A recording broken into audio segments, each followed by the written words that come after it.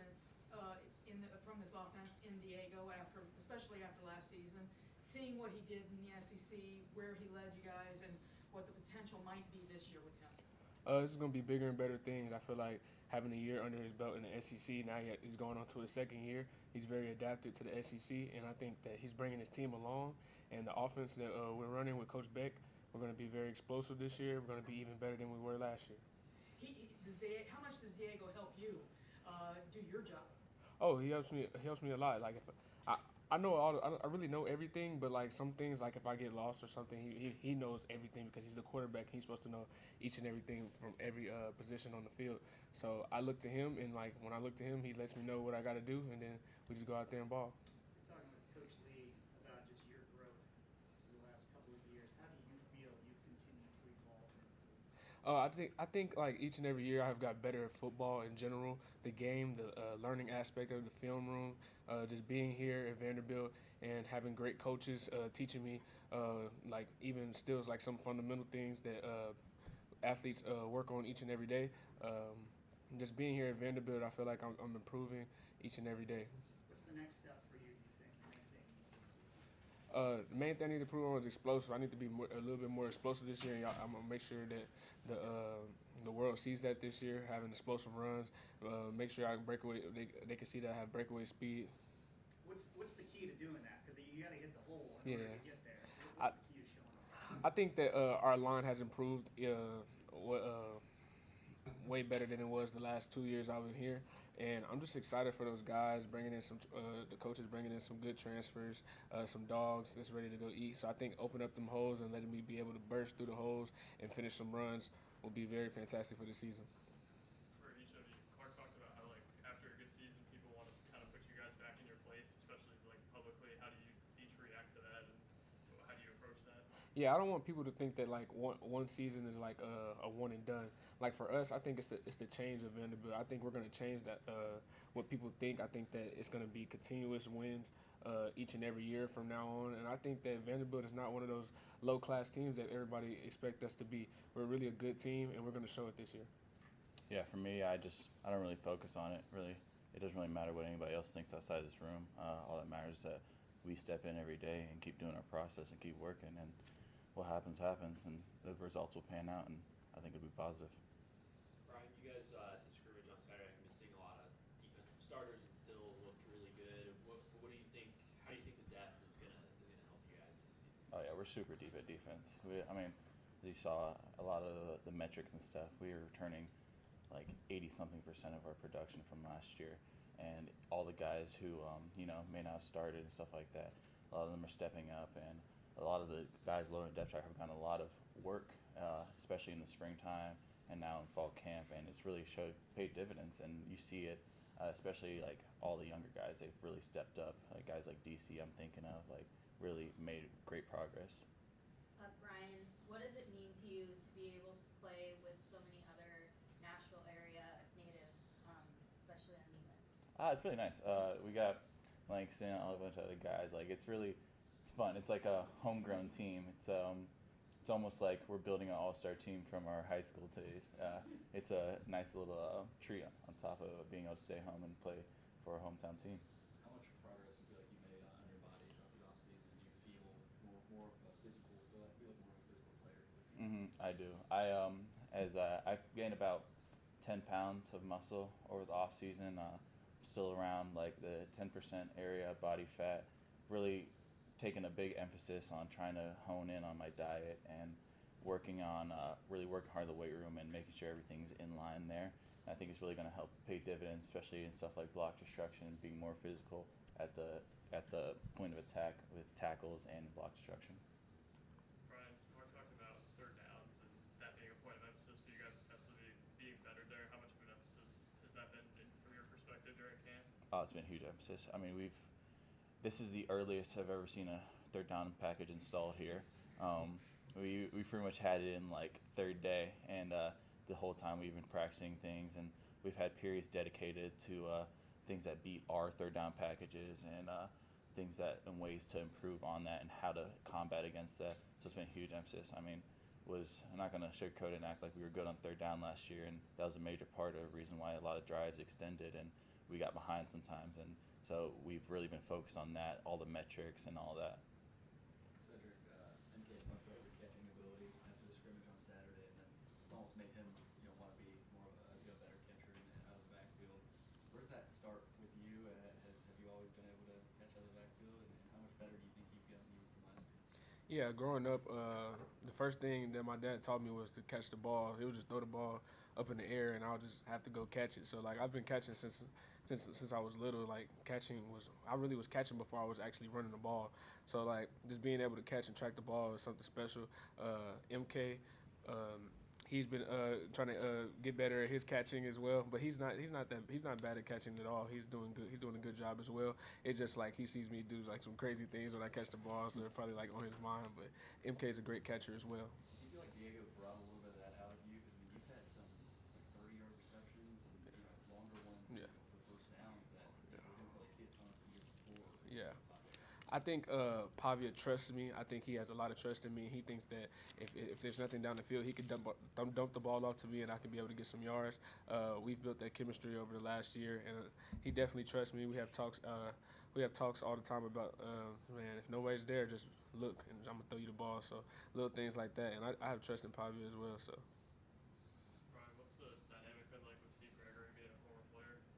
Oh, it's been great. I love Coach Greg. He's I think it's really nice because he not only sees it as a player, some guys have played the game and all that, but he sees it as a defensive player. Like he's playing that at the highest level. I mean, he's a dog. Played with Tom Brady. I mean, he shows his clips all the time. He likes to flex a little bit, but he really comes at it from a point of view of like trying to understand and really understand how we learn and the best way that he can teach it and coach it so that everybody can understand, everybody can get it down. What does MK give you guys, Sedrick? Oh, he gives us depth. He's a great running back. He can do everything. I'm appreciative of him coming to Vanderbilt, and he gives me some time. He gives all the running backs some time, and I feel like when he's getting, it's not gonna be like a heartbeat that's been left. It's gonna be one that's been on the field. Bryan, you entering your third year in the linebacker room, specifically with Langston Patterson, who you mentioned. What have you learned from him over the years, and what about his leadership specifically is unique? Really, what I've learned from Langston is honestly competition. That dude, he sometimes to a fault, he will do anything and anything to win, and so he's kind of instilled that because I hate to lose to him because still part of me, we were rivals in high school, so still part of me doesn't want to lose to him. So, but he's like, he would do anything in his power to win. And sometimes you're like, okay, Langston, you gotta calm down a little bit, and I feel like that's really bled into the linebacker room, especially me, and also like especially at early years, learning how to watch film and stuff like that from him and how to really process the game. All set? Great. Thank you. Thanks, guys. Yeah. How have you seen the defensive depth improve this year from where it was before? It's improved in a big way, with the young guys we have in, like, Carson Lawrence, Venzel, and even in our room, the depth we got at Star with Jay Ruth, Tate Hamby, like, we got a lot of guys coming along in the right direction, so, it's improved. Yeah, behind you with Tate and Jalen, how have you seen them come on here in the preseason camp? I feel like they came along very, very well. They picked up the defense fast. It's the same defense from last year, but they've really developed in the right way, and it's shown on the field at practice, scrimmages, and they just got to keep building. Clark mentioned that Coach Gregory might be a little bit more of a risk taker defensively than he is. Does that excite you kind of coming into the season? Yeah, that's exciting. Having a DC that's willing to really bet on us. When it comes down to it. So it's very exciting, and we just got to play to the standard to execute. For you, what's the thing you want to improve the most this season? What do you think you've improved most this offseason as well? I would say this season improvement, just being in the right spots at all the right times, and just finishing plays, just finishing the big plays that I need to finish to be the type of player that I plan to be this year, and also just doing my job and doing whatever it takes for us to come out on top. All set? Great. Thanks, Randon.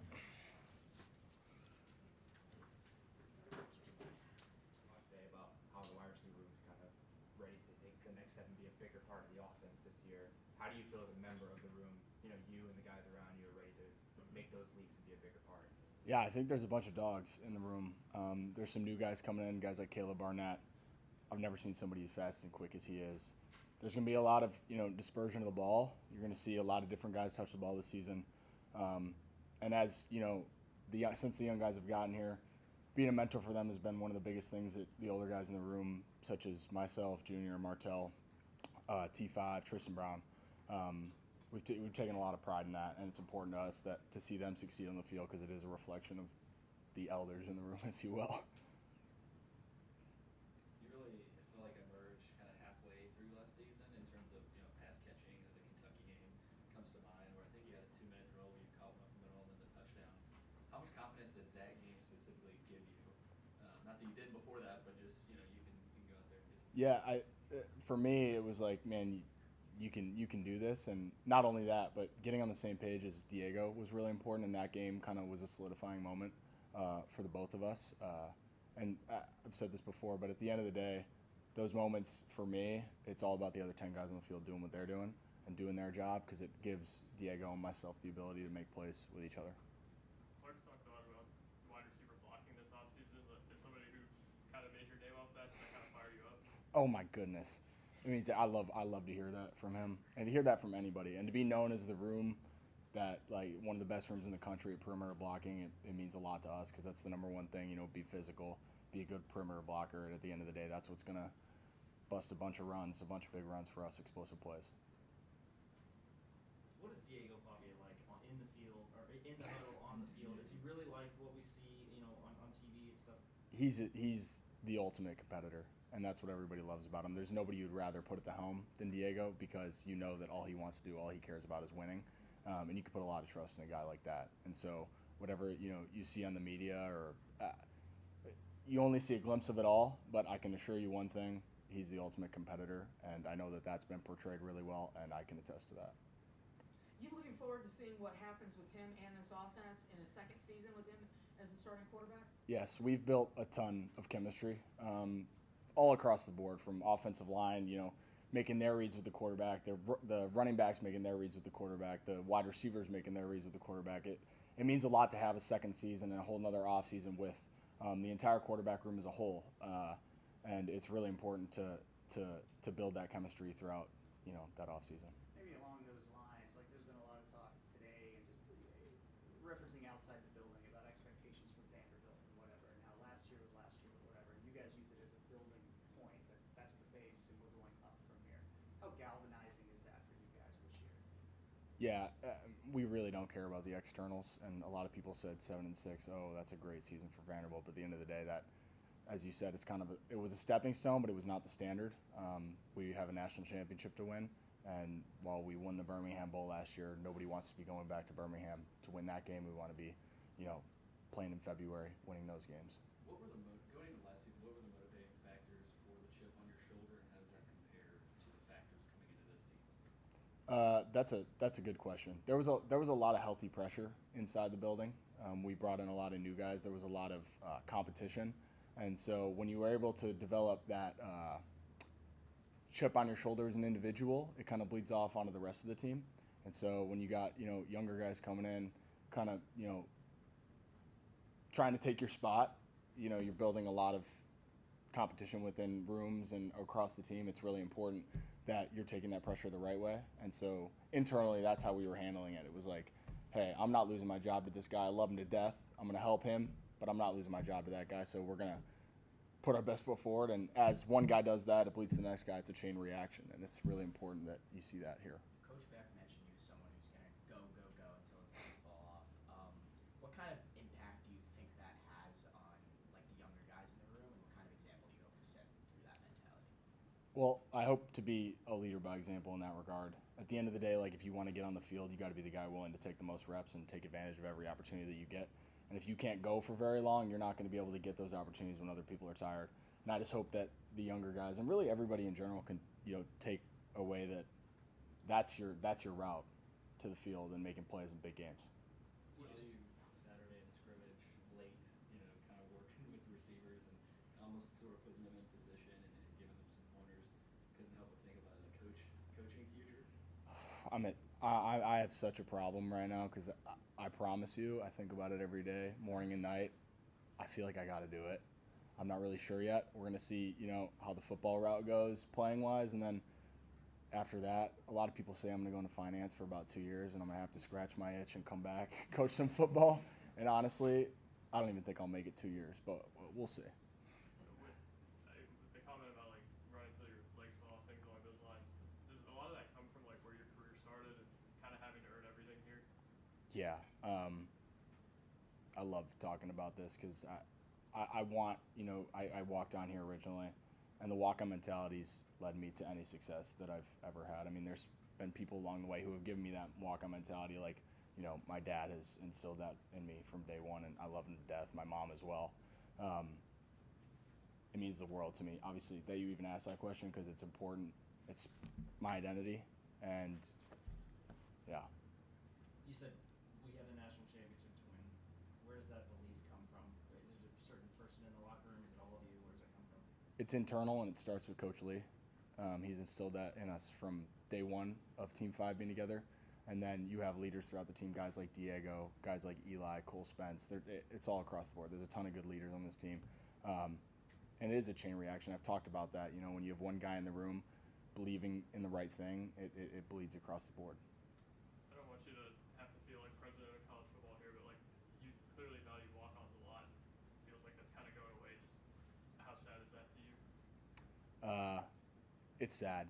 At the end of the day, if walk-ons were to go away fully, all that would matter to me is that everybody carries that grit and passion that a walk-on would. And for the rest of my life, like, if I don't go into coaching and I end up owning my own business, I'm hiring walk-ons only. I'll tell you that. It means those guys, there are a ton on this team who have contributed in big games and done really good stuff for us. Some of my best friends, too. Being a walk-on and having that mentality, it's everything. All set? Great. Thank you.